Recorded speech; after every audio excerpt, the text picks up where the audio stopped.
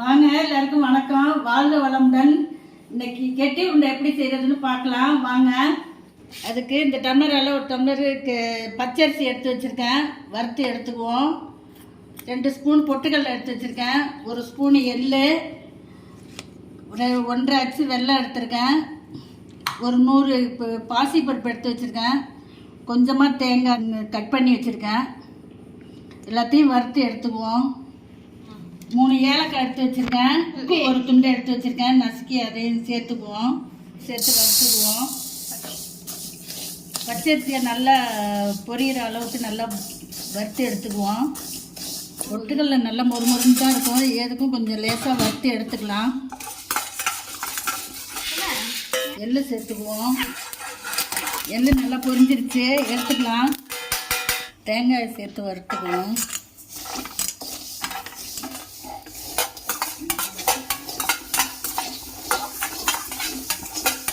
வறுபட்டுருச்சு, அரிசி எடுத்துருவோம். அரிசி பருப்பு சேர்த்து வறுத்துக்கலாம்.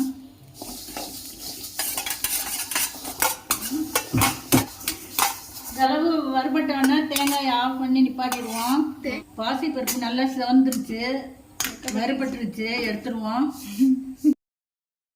அரிசி பருப்பு எல்லாத்தையும் சேர்த்து ஒன்றா அரைக்கணும். அதோடைய ஏலக்காயும் சேர்த்துக்குவோம், சுக்கையும் சேர்த்துக்கலாம். ஆறட்டும், ஆறினோன்னா அரைச்சிட்டு வந்துடலாம். ஏலக்காய், சுக்கு, பாசிப்பருப்பு, அரிசி, பச்சரிசி வறுத்தது எல்லாத்தையும் ஒன்றா சேர்த்து அரைச்சிடுவோம். மிக்சி ஜாரில் சேர்த்துக்குவோம் எல்லாத்தையும். 1/4 டீஸ்பூனு உப்பு சேர்த்துக்குவோம். நல்லா இந்த அளவுக்கு நேவாக அரைச்சிக்கலாம். இது மாதிரி ஒரு அகலமான தாம்பழத்தை சேர்த்துக்குவோம் மாவை. அதில் வறுத்து வச்ச எள், தேங்காய் வறுத்தது, பொட்டுக்கடலை வறுத்தது எல்லாத்தையும் ஒன்றா சேர்த்துக்குவோம். அந்த மாவில் சேர்த்து நல்லா கலந்து விட்டுக்குவோம் மாவை.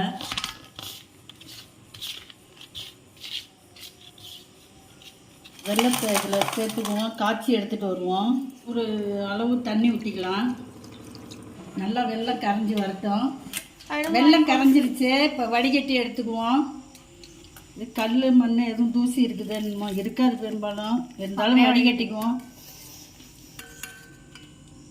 இப்படி எடுக்கும்போது கையில் அந்த மாதிரி வரணும், அது மாதிரி இருக்கல உருண்டு வரையில நம்ம எடுத்துடணும். சூட்டோட மாவில் சேர்த்து பிடிக்கணும்.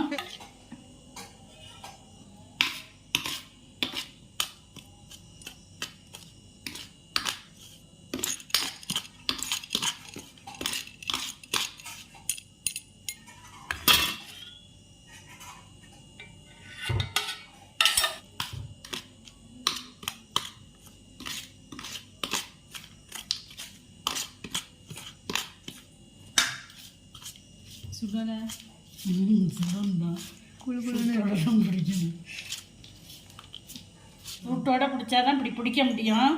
அப்புறம் பாகு ரொம்ப இறுகி போயிடும், உருண்டை அப்புறம் பொல பொலன்னு கொட்டும். அதனால இருக்கையிலேயே பிடிக்கணும். இது மாதிரி பிடிச்சி இந்த மாதிரி மாவில் போட்டு பரட்டணும்.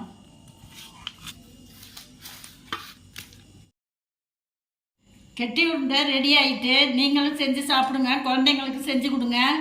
தீபாவளி பலகாரம் சூப்பராக ரெடி ஆகிட்டு.